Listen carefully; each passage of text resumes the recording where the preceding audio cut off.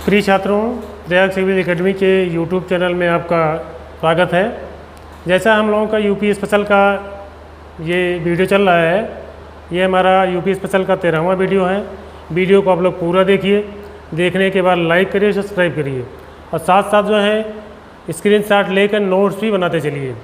UP special पर जितने भी वीडियो हैं, सारे वीडियो को देखने के बाद उनसे कुछ बेहतर देने का प्रयास किए हैं। तो आइए हम लोग देखते हैं उत्तर प्रदेश का खनिज संसाधन। तो सबसे पहले हम देखते हैं राज्य खनिज विकास निगम। उत्तर प्रदेश राज्य खनिज विकास निगम की स्थापना 1974 में की गई। और यहाँ से भी क्वेश्चन आ सकता है कि खनिज विकास निगम की स्थापना कब की गई। 1998 में खनिज विकास को उद्योग का दर्जा दिया गया। बहुत इंपॉर्टेंट है, यहाँ से भी क्वेश्चन आ सकता है खनिज विकास को उद्योग का दर्जा कब दिया गया। तो 1998 में दिया गया। इसके बाद आता है खनन नीति 2017। खनन नीति 2017 में इसमें जो रॉयल्टी है, जो पहले थी 1.85%, ये बढ़ा करके 3% कर दी गई। खनन नीति 2017 के अनुसार जो रॉयल्टी जो है 1.85% थी, वह बढ़ा करके 3% कर दी गई। तो यहाँ से भी बहुत बढ़िया क्वेश्चन आ सकता है कि वर्तमान में खनन रॉयल्टी कितना है। वो 3% है, पहले 1.85 थी। इसके बाद आता है उत्तर प्रदेश के जीडीपी में खनन का योगदान कितना है। बहुत इंपॉर्टेंट क्वेश्चन यहाँ से आएगा कि जीडीपी में कितना कंट्रीब्यूशन जो है खनन का है। ये है 1.3% 2016-17 के आंकड़ों के अनुसार। 2016-17 के आंकड़ों के अनुसार उत्तर प्रदेश के जीडीपी में खनन का योगदान 1.3% है। Very very most important. आइए हम लोग आगे देखते हैं यूपी खनिज उत्पादन में लगभग देश का 3% जो है खनिज उत्पादित करता है। अपना उत्तर प्रदेश देश का 3% जो है खनिज का उत्पादन करता है। और यह खनिज संपदा में एक निर्धन राज्य है। खनिज संपदा में निर्धन राज्य है।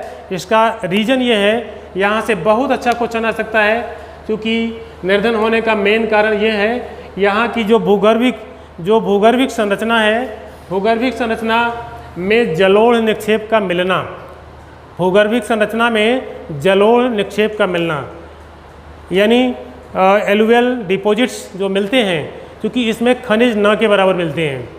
और उत्तर प्रदेश में जो खनिज मिलते हैं वो हिमालय का तराई भाग है। इसके बाद नदी घाटियाँ, इसके अलावा दक्षिण का पठारी क्षेत्र। उत्तर प्रदेश में खनिज मिलने का जो मेन पार्ट है, जो भाग है, वो हिमालय का तराई भाग है, नदी घाटियाँ हैं और दक्षिण का पठारी क्षेत्र, जिसमें बिंद की शैलें, बुंदेलखंडी क्षेत्र, इन क्षेत्रों में जो है ये खनिज मिलते हैं। तो पूरे देश के खनिज का 3% खनिज अपने यूपी में मिलते हैं। यहाँ से कभी भी क्वेश्चन आ सकता है उत्तर प्रदेश में जो भी खनिज मिलते हैं देश में उनका योगदान कितना है, तो 3% है। वेरी वेरी मोस्ट इम्पॉर्टेंट है। आइए हम लोग आगे देखते हैं। और ये भी बहुत इम्पॉर्टेंट है कि खनिज न मिलने का कारण क्या है। तो खनिज न मिलने का कारण यहाँ के भूगर्भिक संरचना में जो जलोढ़ निक्षेप मिलते हैं, क्योंकि जलोढ़ निक्षेप में खनिज न के बराबर मिलते हैं, इसलिए ये खनिज संसाधन की दृष्टि से उत्तर प्रदेश सबसे निर्धन राज्य है। आइए हम लोग आगे देखते हैं उत्तर प्रदेश में भूतत्व एवं खनिज निदेशालय। उत्तर प्रदेश में भूतत्व एवं खनिज निदेशालय की स्थापना 1955 में की गई। और यहाँ से भी क्वेश्चन आ सकता है उत्तर प्रदेश में भूतत्व एवं खनिज निदेशालय की स्थापना कब की गई। 1955 में की गई। बहुत इंपॉर्टेंट है। आगे देखते हैं हम लोग 1998 की खनिज नीति में उत्तर प्रदेश 1998 की खनिज नीति में उत्तर प्रदेश के 12 जिलों को खनिज बहुल जिले घोषित किया गया 1998 की खनिज नीति में।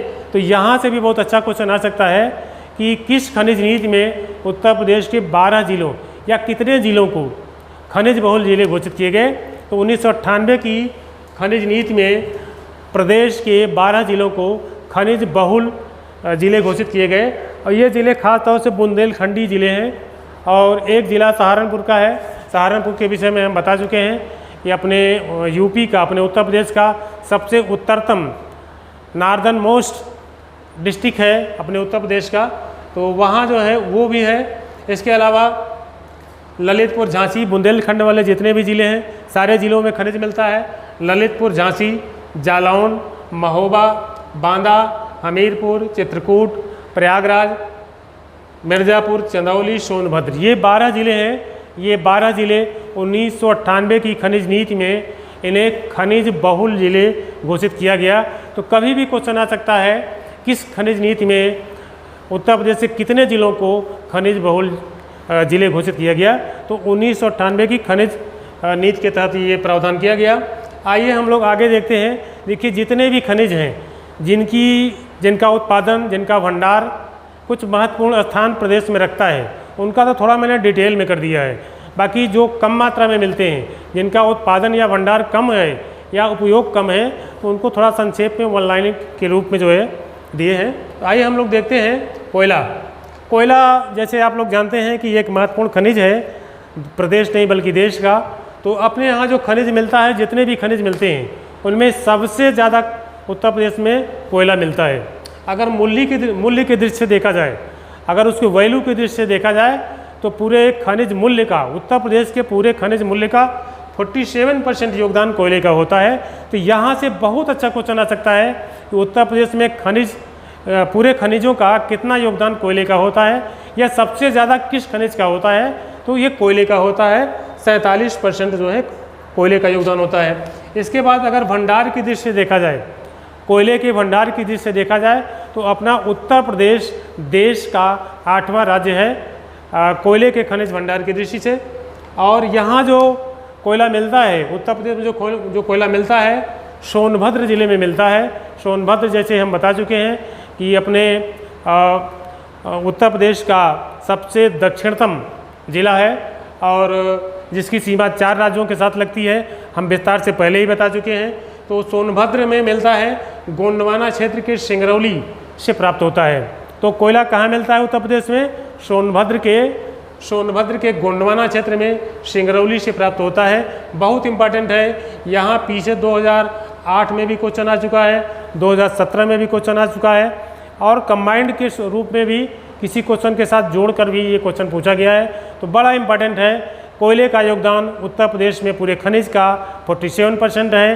प्राप्ति कहाँ होती है? उत्तर प्रदेश के सोनभद्र में और गोंडवाना काल की चट्टानों में मिलती है। ये बहुत इंपॉर्टेंट है। आइए हम लोग आगे देखते हैं। इसके बाद हम लोग देखते हैं सिंगरौली में जो कोयले की खुदाई जो की जाती है, बहुत इंपॉर्टेंट है। वो भारत सरकार की कंपनी है जिसका नाम है कोल इंडिया लिमिटेड। क्या नाम है? कोल इंडिया लिमिटेड। ये जो है वहाँ के कोयले की खुदाई करती है। इसका उपयोग, जो कोयला यहाँ से निकलता है, सोनभद्र का कोयला, जो गोंडवाना क्षेत्र का कोयला है, गोंडवाना काल का कोयला है, वो जो है उसका उपयोग किया जाता है ओबरा ताप विद्युत गृह में। इस कोयले का उपयोग जो है ओबरा ताप विद्युत गृह में किया जाता है, सिंगरौली के संयंत्र में किया जाता है। बहुत इंपॉर्टेंट है कि यहाँ पे जो सोनभद्र का जो कोयला मिलता है उसका उपयोग कहाँ किया जाता है? तो किया जाता है ओबरा ताप विद्युत गृह में, सिंगरौली संयंत्र में किया जाता है। बहुत इंपॉर्टेंट है। आइए हम लोग आगे देखते हैं चूना पत्थर। चूना पत्थर से क्वेश्चन कई बार पीसीएस एग्जाम में आ चुका है और फ्यूचर में होने वाले एग्जाम के लिए भी बहुत इंपॉर्टेंट है। तो इसमें क्वेश्चन 2004 में आया है, 2014 में पीसीएस में क्वेश्चन आया हुआ है। तो आइए संचित राशि की दृष्टि से देखा जाए। देखिए जो खनिज देश में, प्रदेश में बहुतायत मात्रा में मिलते हैं, उनका महत्वपूर्ण योगदान है प्रदेश के खनिज में, तो वहाँ से क्वेश्चन बहुत बढ़िया आने की संभावना होती है। तो जैसे देख रहे हैं कि संचित राशि की दृष्टि से देखा जाए तो उत्तर प्रदेश में चूना भंडार जो है के उत्पादन में देश का दूसरा राज्य है। और ये जो उत्तर प्रदेश में जो चूना पत्थर मिलता है, ये मिर्ज़ापुर में चुनार क्षेत्र है, वहाँ से मिलता है। और सोनभद्र में चुर्क और डल्ला में ये चूना पत्थर मिलता है और इसका उपयोग किया जाता है सीमेंट की फैक्ट्रियों में। सीमेंट की फैक्ट्री में इसका उपयोग किया जाता है। और इसका जो प्राप्ति होती है, अभी मैंने बताया कि मिर्ज़ापुर में जो स्थान है गुरमा, कनाच, बाबूहारी, रोहतास। मिर्ज़ापुर में गुरमा, कनाच, बाबूहारी, रोहतास में ये मिलता है। और सोनभद्र का जो चूना पत्थर होता है, उच्च क्वालिटी का है। तो ऐसा कोई क्वेश्चन आ सकता है, उच्च क्वालिटी का चूना पत्थर कहाँ मिलता है? ये मिलता है कजरहट। कजरहट एक स्थान है सोनभद्र में, वहाँ का जो चूना पत्थर है वो उच्च क्वालिटी का है। यहाँ से भी बहुत अच्छा क्वेश्चन आ सकता है। आइए हम लोग आगे देखते हैं कांच बालू। कांच बालू से भी पीसीएस में क्वेश्चन आ चुका है, आगे होने वाले एग्जाम में भी ऐसा आ सकता है। कांच बालू को सिलिका सैंड कहते हैं। इसके उत्पादन में भी देश में दूसरा स्थान है, उत्तर प्रदेश का दूसरा स्थान है कांच बालू यानी सिलिका सैंड में। यहाँ से क्वेश्चन 2004 में आ चुका है, पीछे 2004 में आ चुका है, 2014 में क्वेश्चन आ चुका है और आगे भी आ सकता है। और इस कांच बालू का प्रयोग जो है, कांच बालू का जो भंडार उत्तर प्रदेश में है, ये अनुमान किया गया है 10 करोड़ टन सुरक्षित भंडार से भी ज़्यादा है, ऐसा अनुमान लगाया गया है। तो कांच बालू महत्वपूर्ण है। यहाँ से क्वेश्चन कई बार आ चुका है, एक बार 8 में आया है, 2002, 2004, 2014 में भी क्वेश्चन आ चुका है। तो इसकी प्राप्ति जो होती है कांच बालू की, आइए देखते हैं कहाँ कहाँ मिलता है। ये इसकी प्राप्ति होती है प्रयागराज में शंकरगढ़ यमुना नदी का क्षेत्र, प्रयागराज में शंकरगढ़ यमुना नदी का क्षेत्र। इसके बाद चंदौली में चकिया क्षेत्र, चंदौली का चकिया क्षेत्र। झांसी में मुंडारी वालाबहेट क्षेत्र, झांसी में मुंडारी बालाबहेट क्षेत्र। बांदा चित्रकूट में लौहगढ़ बरगढ़ धनद्रोल क्षेत्र में ये चूना पत्थर मिलता है। तो यहाँ इतना डिटेल में, इतना डीप में नहीं आएगा, आप लोग इतना ध्यान में रखिए कि किन जिलों में मिलता है चूना पत्थर। प्रयागराज, चंदौली, झांसी, बांदा चित्रकूट, इन जिलों में चूना पत्थर मिलता है। चूना पत्थर के उत्पादन में उत्तर प्रदेश का दूसरा स्थान है, बहुत इंपॉर्टेंट है। आइए हम लोग आगे देखते हैं बॉक्साइट एल्युमिनियम का एक अयस्क है, बॉक्साइट एल्युमिनियम का एक अयस्क है और इसकी प्राप्ति होती है बांदा, चंदौली, ललितपुर। प्राप्ति होती है बांदा, चंदौली और ललितपुर में। और बॉक्साइट से एल्युमिनियम बनाने का काम हिंडाल्को कंपनी करती है। हिंडाल्को एक बड़ी कंपनी है जो वहाँ पे लगाई गई है रेणुकूट सोनभद्र में। ये जो है बॉक्साइट से एल्युमिनियम बनाने का काम करती है। तो यहाँ से भी बहुत बढ़िया क्वेश्चन आ सकता है कि जो उत्तर प्रदेश में जो बॉक्साइट मिलता है उसको निकालने का काम या उससे एल्युमिनियम बनाने का काम कौन सी कंपनी करती है? हिंडाल्को करती है, बहुत इंपॉर्टेंट है। आइए हम लोग आगे देखते हैं। डोलोमाइट है, डोलोमाइट से यूपी पीसीएस में 2 बार क्वेश्चन आ चुका है, आगे भी होने वाले एग्जाम में क्वेश्चन आ सकता है।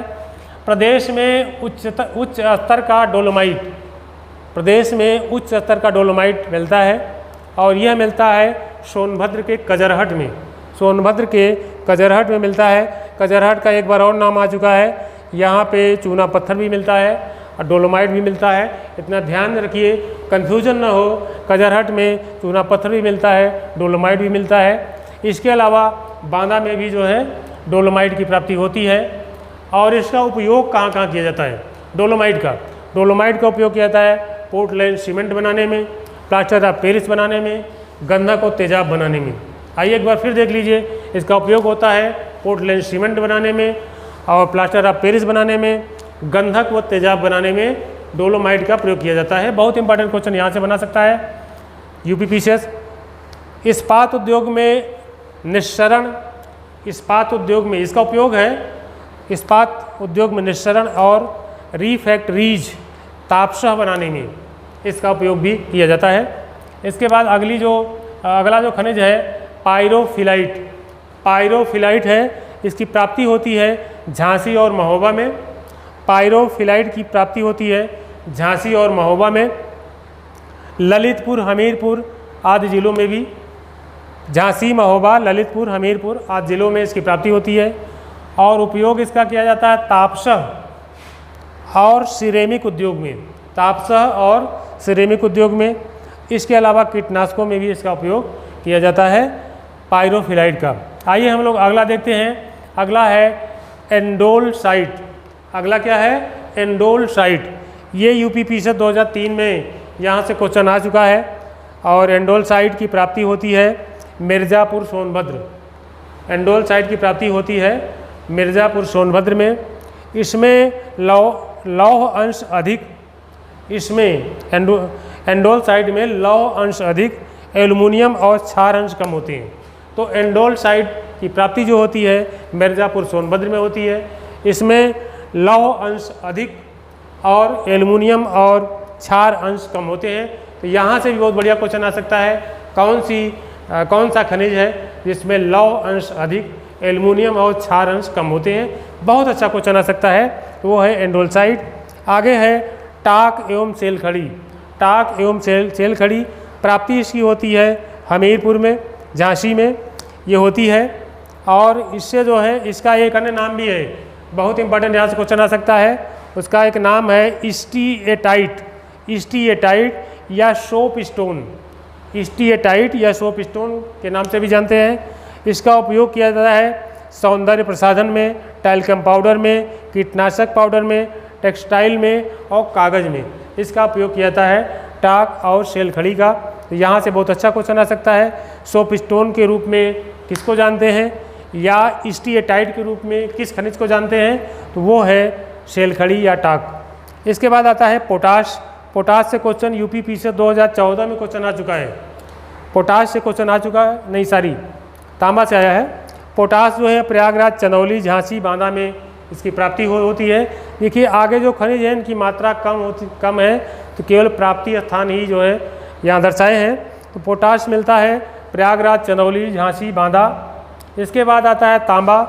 तांबा मिलता है सोनाराई क्षेत्र, ललितपुर। पीछे 2014 में क्वेश्चन यहाँ से आ चुका है। और इसकी प्राप्ति आग्नेय एवं परतदार चट्टानों में होता है। आग्नेय चट्टानें वे हुआ करती हैं जब ज्वालामुखी का उद्गार निकलता है। जो उद्गार जो है, जो लावा जो है ठंडा होकर के एक चट्टान का रूप लेता है, तो ऐसी चट्टानों को बोलते हैं आग्नेय चट्टानें।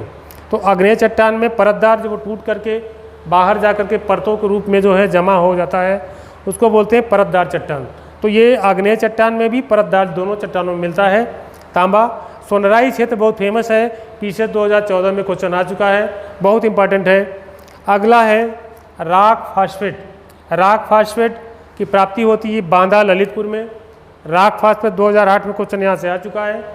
प्राप्ति होती है बांदा ललितपुर में।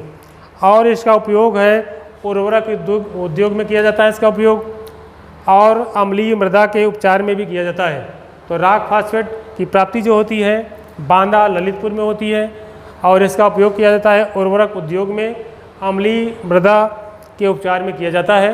तो आइए हम लोग आगे देखते हैं पाइराइट्स। पाइराइट्स भी इम्पॉर्टेंट है क्योंकि यहाँ से क्वेश्चन 2003 में आ चुका है, पीछे में क्वेश्चन आ चुका है। और इसकी प्राप्ति जो होती है मिर्ज़ापुर, सोनभद्र से होती है पाइराइट की प्राप्ति। और इसके बाद आता है चाइना क्ले। चाइना क्ले की प्राप्ति होती है सोनभद्र, बांदा से। इसके बाद आता है फायर क्ले। फायर क्ले को नॉन प्लास्टिक भी बोलते हैं। पीछे 2014 में क्वेश्चन यहाँ से आ चुका है, बहुत इंपॉर्टेंट है आगे होने वाले एग्जाम में भी। मिर्ज़ापुर, गोंडवाना युगीन चट्टानों में मिलता है। मिर्ज़ापुर की जो गोंडवाना काल की चट्टानें हैं उन चट्टानों में फायर क्ले यानी नॉन प्लास्टिक की प्राप्ति होती है। पीछे 2004 में क्वेश्चन यहाँ से आ चुका है, आगे होने वाले एग्जाम के लिए भी बहुत इंपॉर्टेंट है। हीरा की प्राप्ति बांदा और बांदा का सीमावर्ती क्षेत्र, खासतौर से कालिंजर के आसपास। कालिंजर का किला आप लोग जानते होंगे, इतिहास में काफ़ी महत्वपूर्ण रहा है। मिर्ज़ापुर का जंगली क्षेत्र, वहाँ भी मिलता है। तो हीरा एक बार फिर देख लीजिए, बांदा व उसका सीमावर्ती क्षेत्र कालिंजर, मिर्ज़ापुर का जंगली क्षेत्र, वहाँ से हीरा मिलता है। इसके अलावा सोना भी अपने यूपी में बहुत कम मात्रा में मिलता है। शारदा एवं गंगा नदियों की रेतों में मिलता है। अभी भारत के भूगोल पढ़ाते थे, उसमें बताएंगे कि सोना की प्राप्ति कहाँ किन नदियों के बालू में होता है। तो यहाँ उत्तर प्रदेश की दो महत्वपूर्ण नदियाँ हैं, शारदा और रामगंगा। शारदा सहायक है, घाघरा की सहायक नदी है। रामगंगा गंगा की सहायक नदी है। दोनों नदियों के बालू में सोना मिलता है। और इसके अलावा भीखमपुर ललितपुर का क्षेत्र और हरदी क्षेत्र सोनभद्र, दोनों क्षेत्र बड़े इंपॉर्टेंट है। और भी खनिज यहाँ से मिलते हैं। भीखमपुर क्षेत्र ललितपुर, हरदी क्षेत्र सोनभद्र से भी कुछ सोना मिलता है। इसके बाद हम लोग देखते हैं यूरेनियम, बहुत इंपॉर्टेंट है, कई बार क्वेश्चन आ चुका है। क्योंकि यूरेनियम की प्राप्ति अपने देश में बहुत कम होती है और ख़ासतौर से झारखंड का जो सिंहभूम ज़िले की जादूगोड़ा खान है वहाँ से मिलता है, और अपने यूपी में जो यूरेनियम मिलता है और ये जो है इसकी प्राप्ति होती है ललितपुर में ही मिलता है केवल। और ये पीसेस में कई बार क्वेश्चन रिपीट कर चुका है, 2016 में भी आया है, 2007 में भी आया है, 2016 में भी क्वेश्चन पीसेस में आ चुका है, आगे होने वाले एग्जाम के लिए भी इम्पॉर्टेंट है। एस्बेस्टास पीसेस 2002 में आ चुका है क्वेश्चन यहाँ से। इसकी प्राप्ति होती है बड़ा गांव मिर्ज़ापुर, बड़ा गांव मिर्ज़ापुर में प्राप्ति होती है एस्बेस्टस की, और ये झांसी में भी मिलता है। और इसका उपयोग होता है सीमेंट निर्माण में, विद्युत उपकरणों में किया जाता है एस्बेस्टस का। और इसके बाद आता है जिप्सम, जिप्सम मिलता है झांसी हमीरपुर में। जिप्सम की प्राप्ति झांसी हमीरपुर में होती है। इसका उपयोग किया जाता है सीमेंट, गंधक और अमोनियम सल्फेट में, सीमेंट, गंधक और अमोनियम सल्फेट में उपयोग किया जाता है। इसके बाद आता है संगमरमर, संगमरमर यानी मार्बल। इसकी प्राप्ति होती है मिर्ज़ापुर सोनभद्र में होती है। ग्रेफाइट हमीरपुर चुनार मिर्ज़ापुर में। Granite Banda Hamirpur Lalitpur Mahoba, granite Banda Hamirpur Lalitpur Mahoba. Barites Mirzapur Sonbhadra. Feldspar Jhansi. Ochre यानी गेरू, गेरू को आप लोग जानते होंगे, लाल कलर का होता है, और ओकर की प्राप्ति बांदा में होती है। पूरे यूपी में ओकर बांदा में मिलता है। एंडोसाइट, देखिए ये जो खनिज हैं बहुत इम्पॉर्टेंट है, इनके उत्पादन में उत्तर प्रदेश का महत्वपूर्ण स्थान है, तो यहाँ से क्वेश्चन बहुत बढ़िया आ सकता है। एंडोसाइट के विषय में हम लोग चर्चा पहले भी किए हैं। एंडोसाइट, तो एंडोसाइट से क्वेश्चन आ सकता है। तो एंडोसाइट के भंडार में यूपी देश में पहला स्थान रखता है। डायस्पोर के उत्पादन में यूपी पहला स्थान है। एंडोसाइट, डायस्पोर, ध्यान दीजिएगा, एंडोसाइट, डायस्पोर दोनों के उत्पादन में एक एक भंडारण में प्रथम स्थान है। डायस्पोर के उत्पादन में ध्यान दीजिएगा, कन्फ्यूजन ना हो, भंडारण में एंडोसाइट उत्तर प्रदेश प्रथम स्थान है देश में। डायस्पोर के उत्पादन में, ये भंडारण में एंडोसाइट है, उत्पादन में डायस्पोर है, उत्तर प्रदेश प्रथम स्थान है देश में। इसके बाद आता है चूने के पत्थर के भंडार में। चूने के पत्थर के भंडार में यूपी देश में दूसरा स्थान रखता है। चूने के पत्थर के भंडार में, उत्पादन नहीं है, कन्फ्यूजन ना हो, जो भंडार में पहला दूसरा स्थान है। कांच बालू के उत्पादन में उत्तर प्रदेश देश में दूसरा स्थान रखता है। तो भंडारण में, चूने पत्थर के भंडारण में दूसरा स्थान, कांच बालू के उत्पादन में यूपी दूसरा स्थान रखता है। दो खनिज छूट गए थे, लास्ट में लिख दिया है मैंने, वो है प्लेटिनम, ललितपुर में मिलता है, यह भी बहुमूल्य खनिज में आता है प्लेटिनम भी। और मैग्नेसाइट बांदा चंदौली में मिलता है। ये रहा हमारा यूपी स्पेशल का 13वां वीडियो। आप लोग वीडियो को पूरा देखिए, लाइक करिए, सब्सक्राइब करिए, साथ साथ जो है नोट्स भी बनाते चलिए, और नोट्स के साथ आप जो है कमेंट भी करिए। कोई प्रॉब्लम आ रही है कमेंट में करिए, आगे आने वाले वीडियो में हम मॉडिफिकेशन करेंगे। उत्तर प्रदेश स्पेशल पर जितने भी वीडियो हैं सबको देखने के बाद मैंने ज़्यादा से ज़्यादा बेहतर करने का प्रयास किया है। और ये जो है यूपी पीसीएस के अलावा समीक्षा अधिकारी, लोअर पीसीएस, यूपीएसआई, चकबंदी लेखपाल, वीडियो, यूपीपी सब के लिए बहुत ही महत्वपूर्ण है। इससे बाहर क्वेश्चन आ ही नहीं सकता है, आप लोगों को अलग से कुछ पढ़ने की आवश्यकता नहीं है। धन्यवाद।